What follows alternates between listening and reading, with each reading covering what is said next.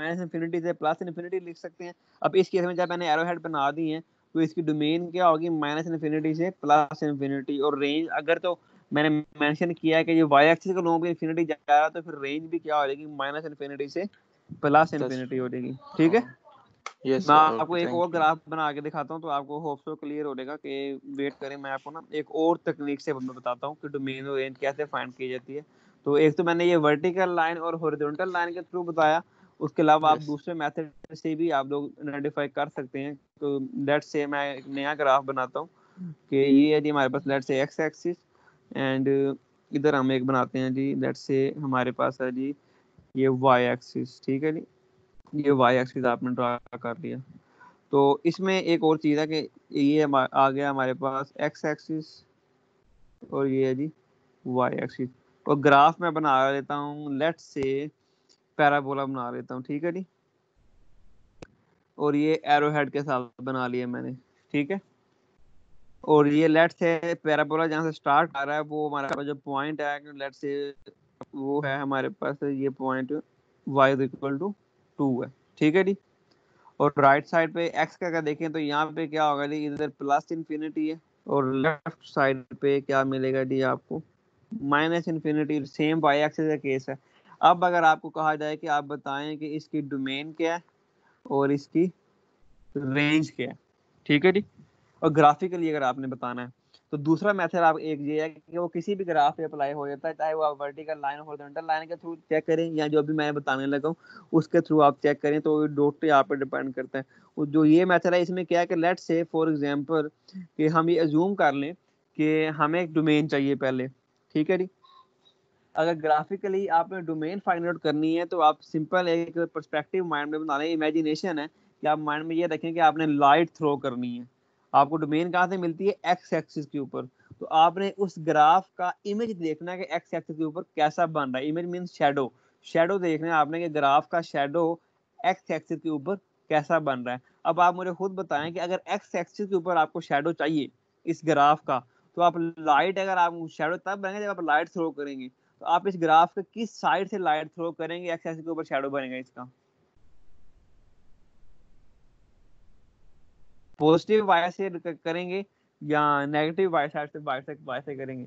अगर हमने x axis के ऊपर ग्रीन ग्राफ का शैडो देखना है तो बता सकता सर है anyone. Positive Y, positive Y. Positive Y से, डेफिनेटली पॉजिटिव वाई से। अगर आपने ये वाली टेक्निक जो ये मैंने पहले अपने एक्चुअल लेक्चर में बताई थी, अगर हम इस साइड से अभी देखें कि हम ये लाइट थ्रो करते हैं पॉजिटिव वाई ऊपर वाली साइड से, हमें एक्स एक्सिस के ऊपर क्या चाहिए, शैडो चाहिए फॉर द डोमेन। तो जब आप लाइट थ्रो करेंगे तो आप ये देखेंगे शैडो कहाँ पे आ रहा होगा, कि शैडो जो है वो हमारा जो लाइट का शैडो हुआ वो एग्जैक्टली वो इस पूरे हिस्से में, यानी कि वो ये जो ग्राफ है हमारा जो पैराबोला है ये क्या कर रहा है, ये हमारे पास लेफ्ट और राइट साइड पे भी इंक्रीज कर रहा है और अपवर्ड भी इंक्रीज कर रहा है।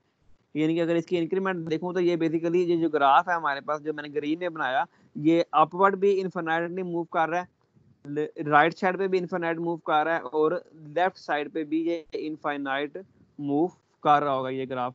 जब ये तीनों तरफ ये ग्राफ इनफाइनाइट मूव कर रहा है तो अगर आप इसके देखेंगे अगर आप इस तीनों तरफ इनफाइनाइट मूव कर रहा होगा, जब ऊपर से आप लाइट थ्रो करेंगे ऊपर वाली साइड से तो आपका पूरा का पूरा जो एक्स एक्सिस है वो क्या हो जाएगा, कवर अप हो जाएगा और पूरे एक्स एक्सिस के ऊपर क्या मिलेगा आपको, शैडो मिल रहा होगा जब आप ऊपर से लाइट थ्रो करेंगे। वो ग्राफ तो इनफाइनाइट है ना, लेफ्ट भी और राइट भी। जब ऊपर से आप लाइट थ्रो करेंगे इस ग्राफ के तो नीचे पूरा का पूरा एक्स एक्सिस में क्या आ जाएगा, शैडो आ जाएगा। तो जिस हिस्से में पूरे के पूरे एक्स एक्सिस में जहां पे भी आपको शैडो मिल रहा होगा तो वो हिस्सा क्या बन जाता है, आपका डोमेन का पार्ट बन जाता है।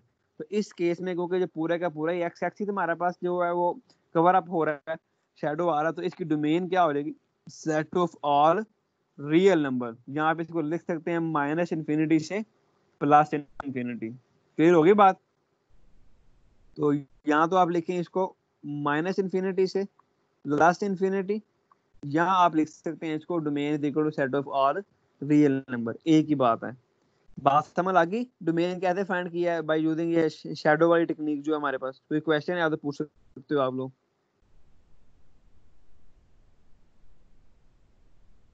ओके, इसमें यानी कि मेन पर्पस ये था कि actually graph infinite infinite move कर रहा था। अगर ये इनफिनाइट मूव ना कर रहा होता, अगर मैं इनके एरो हेड ना बनाता, तो जस्ट आपके पास सिर्फ यानी कि जो हमारा पास जो रीजन है, जस्ट इस रीजन से जो मैंने ब्लू में मैं मार्क कर रहा हूँ, ये इस रीजन तक आपको डोमेन मिल रही होती अगर एरो हेड ना होता।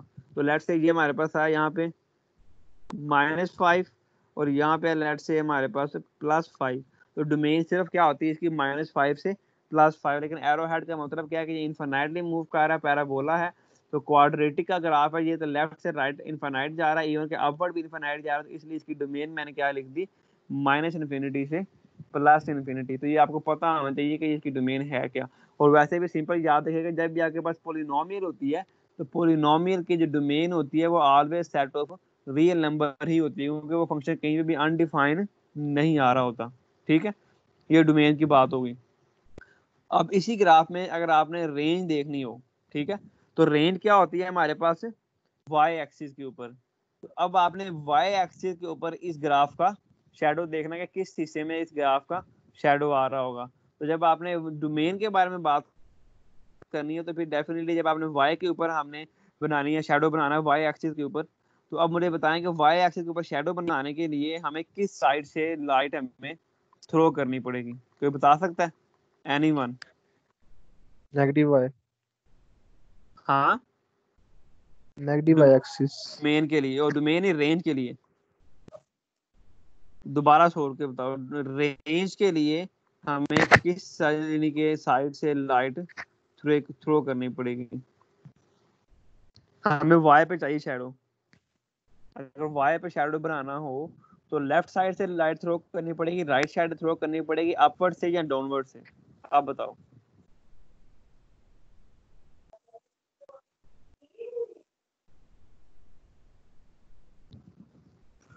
ओके, मैं आपको सिंपल बात बताता हूँ कि जब भी आपने वाई एक्सिस के ऊपर शैडो बनाना होगा, तो हमेशा रेंज के लिए आपने लेफ्ट या राइट से लाइट थ्रो करनी होती है। ठीक है, जब भी आप ग्राफिकली जाएंगे तो यहाँ तो लेफ्ट से लाइट थ्रो करेंगे, यहाँ तो राइट से, या बोथ साइड।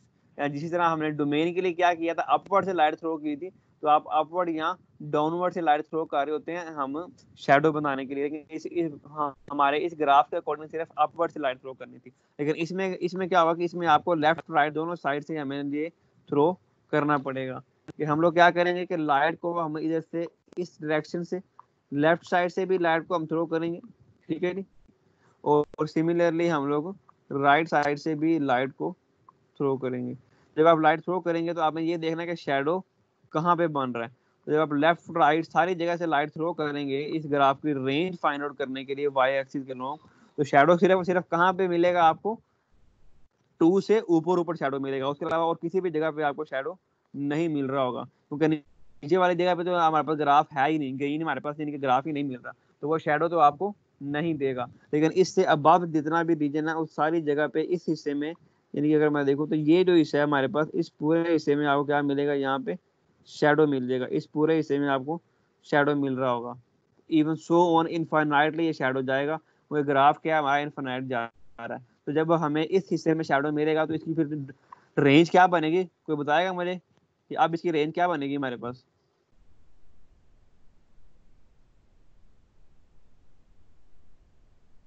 समझ नहीं आई बच्चों?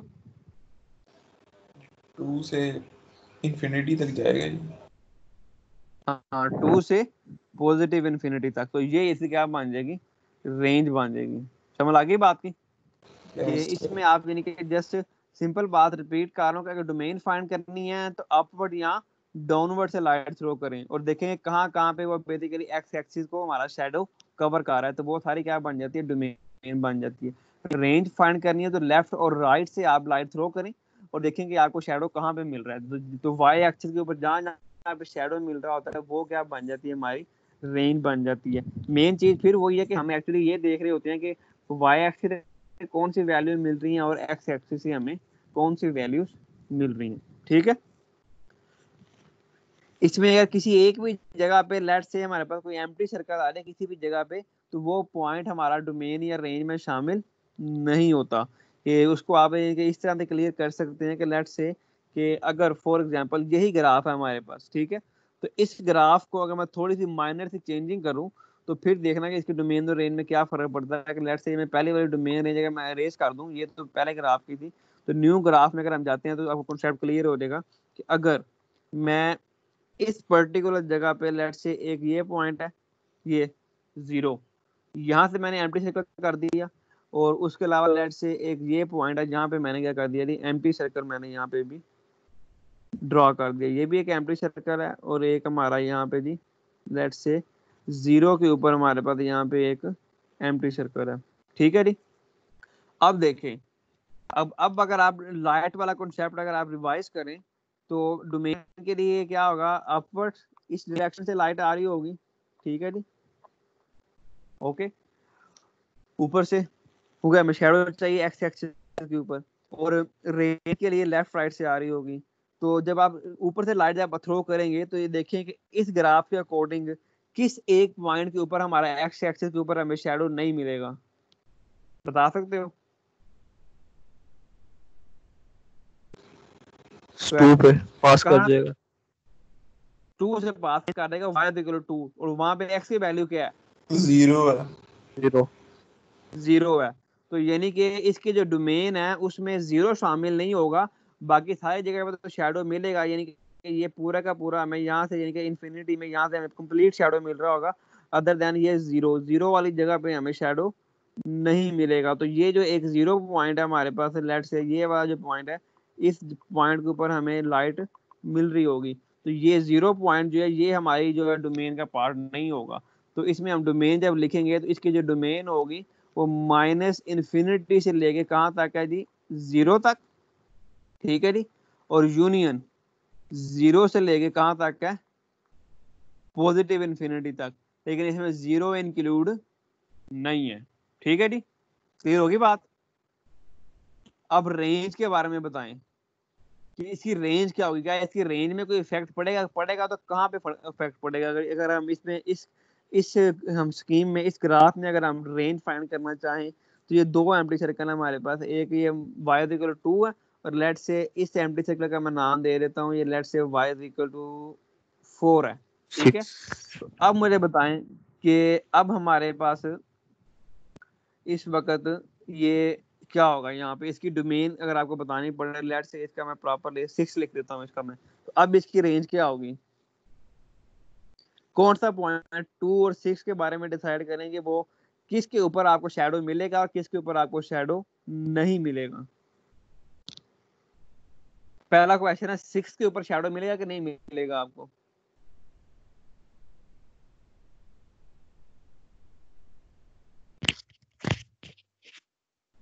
से राइट साइड से थ्रो करेंगे नहीं मिलेगा और लेफ्ट साइड से मिल जाएगा। हाँ, लेफ्ट साइड से मिल जाएगा। इट मीन्स कि अगर आप लेफ्ट साइड से आएंगे तो शैडो मिलेगा, लेकिन राइट साइड से आने पे हमें शैडो नहीं मिलेगा। तो अल्टीमेटली क्या होगा, यहाँ पे हमारे पास इस जगह पे लाइट हमारी स्टिल रहेगी, हमें यहाँ पे लाइट मिल रही होगी। तो इट मीन तो अब यानी कि एक साइड से शैडो आ रहा है और एक साइड से शैडो नहीं आ रहा, तो इसको मैं बाद में एक्सप्लेन करूँ। दूसरे पॉइंट के बारे में बताएं, 2 के बारे में, 2 पे हमारे पास लाइट होगी कि नहीं होगी? से दोनों तरफ से होगी। हाँ, इसमें यानी कि इसमें 2 6 में ये फर्क है, तो 2 में हमें दोनों साइड से क्या मिल रही है, हमें लाइट मिल रही है। तो ये जो पॉइंट है ये हमारा कंप्लीटली ब्राइट रहेगा, 2 वाला जो पॉइंट है इस जगह पे हमें लाइट मिलती रहेगी। तो 2 वाला जो पॉइंट है ये हमारी रेंज में शामिल नहीं होगा, लेकिन जो हमारे पास 6 वाला पॉइंट है वो हमारी रेंज में शामिल होगा, क्योंकि उसमें कि एक साइड से तो आपको शैडो मिल रहा होता है, वो तब नहीं होगा जब दोनों साइड से आपको शैडो ना मिल रहा हो। इसमें हमें एक साइड शैडो मिल रहा था तो हमारे पास इट मींस है कि हमारी y इक्वल 6 के ऊपर जो है हमें कोई एक जगह से तो हमें वैल्यू मिल रही है, राइट से तो नहीं मिल रही, लेकिन लेफ्ट से हमें मिल रही थी, वहां से हमें शैडो भी मिला था हमारे पास। यानी कि इस वजह से शैडो को एक जगह से भी मिल रही तो वो रेंज का पार्ट हो जाता है। तो ये 6 हमारे पास रेंज का पार्ट होगा, लेकिन 2 हमारी रेंज का पार्ट नहीं होगा। तो इसकी जो रेंज लिखी जाएगी इस वक्त वो क्या होगी, 2 से पॉजिटिव इन्फिनिटी।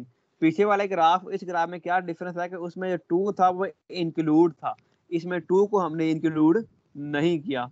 तो 2 के अलावा आगे शो होना हमारे पास रेंज वही रह रही है, लेकिन 2 हमारे रेंज का पार्ट इसमें नहीं बनेगा। समझ लगी बात की कि ग्राफिकली कैसे फाइंड करते हैं डोमेन रेंज?